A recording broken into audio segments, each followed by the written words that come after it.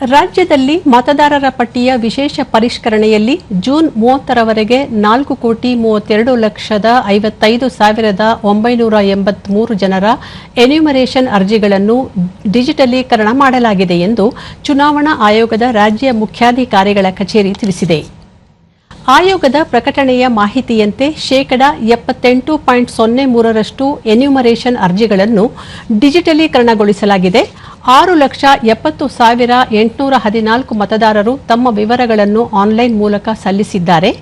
ಸಂಪರ್ಕಕ್ಕೆ ಸಿಗದವರು, ಸ್ಥಳಾಂತರ, ನಕಲಿ, ಸಾವು ಮತ್ತು ಇತರೆ ಕಾರಣಗಳನ್ನು ಗುರುತಿಸುವ ಎಎಸ್ಡಿಡಿಒ ಪ್ರಕ್ರಿಯೆಯಲ್ಲಿ 91,86,903 ಮತದಾರರನ್ನು ಅಂದರೆ 16.57% ಜನರನ್ನು ಪರಿಶೀಲನೆಗೆ ಒಳಪಡಿಸಲಾಗಿದೆ.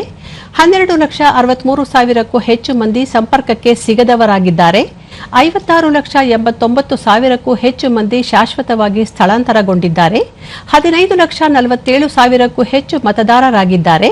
6 ಲಕ್ಷಕ್ಕೂ ಹೆಚ್ಚು ಮಂದಿ ಈಗಾಗಲೇ ಮತ್ತೊಂದು ಸ್ಥಳದಲ್ಲಿ ನೋಂದಣಿಯಾಗಿರುವ ಮಾಹಿತಿ ಇದೆ ಎಂದು ತಿಳಿಸಲಾಗಿದೆ. ಜಿಲ್ಲಾವಾರು ಪ್ರಗತಿಯಲ್ಲಿ ಉಡುಪಿ ಜಿಲ್ಲೆ 93.26% ಡಿಜಿಟಲೀಕರಣಗೊಂಡಿದೆ. ಮೊದಲ ಸ್ಥಾನದಲ್ಲಿದ್ದರೆ ಗ್ರೇಟರ್ ಬೆಂಗಳೂರು ನಗರ ವ್ಯಾಪ್ತಿಯಲ್ಲಿ 50ಕ್ಕಿಂತ ಕಡಿಮೆ ಪ್ರಮಾಣದ ಡಿಜಿಟಲೀಕರಣವಾಗಿದೆ.